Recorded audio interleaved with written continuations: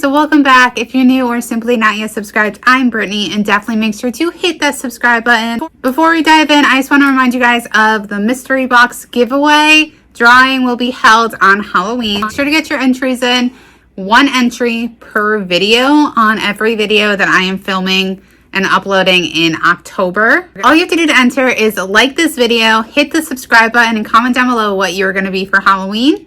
And then you're entered. Today we're going to be diving into some of the most haunted theaters. Personally, I love theaters. They're usually pretty ornate.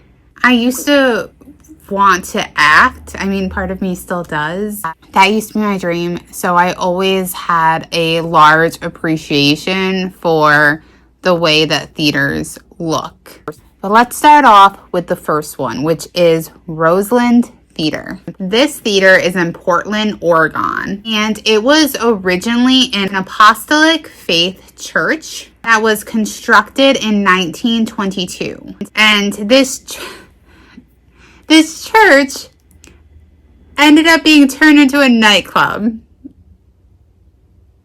Very opposite ends of the spectrum. And this nightclub was called Starry Night in the 80s. I have small little baby hairs that just never want to cooperate. Not that I just brushed my hair, so I didn't really try to do anything with it, but they don't seem to want to cooperate. In 1988, the club's owner actually murdered their publicity agent, Timothy Moreau, and he did this to keep him from dropping dime on a counterfeit ticket scam at the club after a John Lee Hooker concert. So Monroe's body was never found, but the employees at the venue and also people who have lived in Portland say that his ghost haunts the venue in search of his body.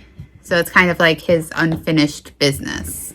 Next, let's head to the W.E. Scott Theater. So its founder, William Edrington Scott, is known to haunt this theater. He actually died of lung cancer before he saw the theater really come to life, which is sad because he never saw his dream to come to fruition. But it's nice that they kept his name for the theater. And because of that, it really makes sense why he would want to hang around. Then we have the Granbury Opera House. So this is in Granbury, Texas. And it's said that the theater may have once been staffed by John Wilkes Booth. He might have been an employee there. And if you don't know who John Wilkes Booth is, he's on the run from killing President Abraham Lincoln. So the story goes that after Booth had fixed up his leg, had made his way to Granbury, and he changed his name to John St. Helens. According to local legend, John had spent a lot of time in the opera house, and on his deathbed, he even admitted to being John Wilkes Booth. Now, people say that they run into this apparition in the opera house that can recite Shakespeare at a drop of a hat, even if something is not playing. And people believe that to be John Wilkes Booth. It is smart if he did, come up with this fake name, because he kept his first name the same. So there would be no accidental, "Hey, John," and then he turns and admits it was him. I feel like nowadays it's a lot harder. It would be a lot harder to do that. It's curious why someone would admit to doing something so horrible on their deathbed if it wasn't true. Is that really how you want to be remembered? Or is this an admission of guilt? Then we have Cincinnati Music Hall. So this is in Ohio. And the theater is actually built over a potter's field, which is a cemetery for the destitute. In 1988, when they were installing the elevator shaft, there were bones of adults and children that were exhumed from under the music hall.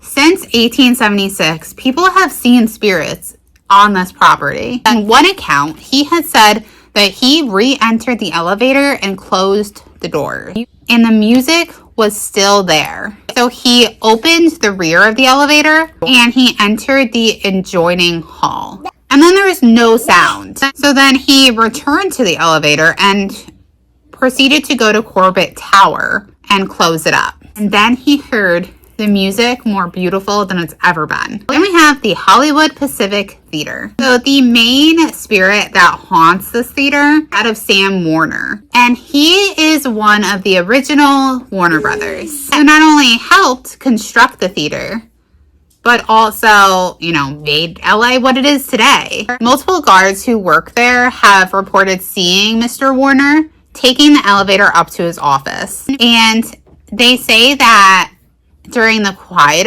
hours of the night, that he can be heard shuffling around his furniture. Last, we have the Leaf Theater. So this is located in Florida. It's reportedly haunted by several movie operators. One is Charles Gibson, and another one is a gentleman wearing a hat is how he's described. And then there's also a lady ghost. It's said that Charles is still there because he wants to make contact with his son. At least one investigative team reported, and there's said to be this general feeling of uneasiness there. Let me know if you guys have ever been to any of these theaters, or if there's any other theaters that you want me to do a deep dive in specifically. Make sure to like this video, hit the subscribe button, and until tomorrow, I love you guys. Bye. Bye.